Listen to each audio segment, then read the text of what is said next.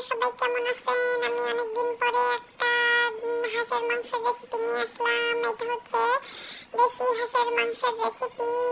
এইটা মূলত হচ্ছে আমগো দেশের ওদিকের উত্তরবঙ্গের পাতি হাঁস। এটা আমার স্বামী অনলাইনে অর্ডার করে নিয়ে আসছিল, একদম কাটা বাছা ধোয়া পরিষ্কার করা। আমরা শুধু একটু আগুনে পুড়াইয়া তারপর হচ্ছে কাইটা নিছি, কাইটা ধুইয়া মুইয়া তারপরে এইভাবে চুলায় চড়াই দিছি।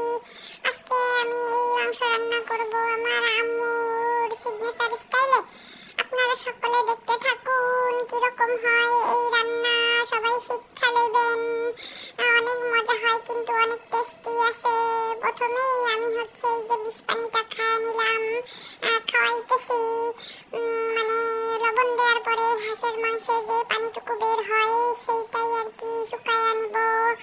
এইটা হচ্ছে এমন একটা রেসিপি যে রেসিপিতে আমরা প্রথমেই কোনো কিছু ভুনা করব না, ভুনাটা হচ্ছে সবার শেষে হবে। এই যে আমার কথা বলতে বলতে আমার বিষ পানিটা খাইয়া লইছে, তারপর হচ্ছে যে আমি আবার সিদ্ধ করার জন্য পানি দিলাম।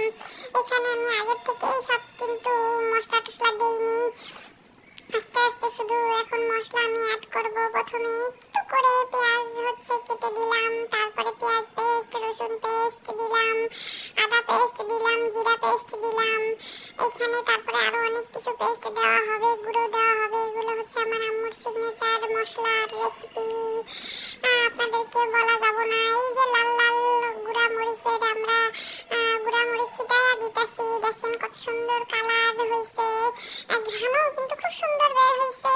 যেটা কিন্তু আপনারা বুঝতেছেন না সেটা হচ্ছে যে আমরাই বুঝতেছি, কারণ আমরা ওইখানে পাশে ছিলাম, আমরা রান্না করতেছিলাম, এই জন্য আমরা সেন্টটা গন্ধটা আর কি পাইছি।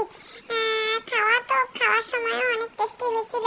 তারপরে এই যে একটু লাড়াচাড়া দিয়া একটু পানি ঢেলে দিয়া এখন এই যে ভুনা ভুনা করবো, শুধু লাড়াচাড়া করবো লাড়াচাড়া করবো, লাড়াচাড়া করতে করতে করতে করতে করতে করতে সুন্দর মতো ভুনা হয়ে যাবে।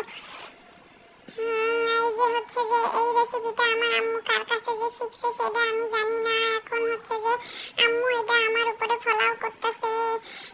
যাই হোক, আমার মাংস রান্না রেডি, আপনারা সবাই খায়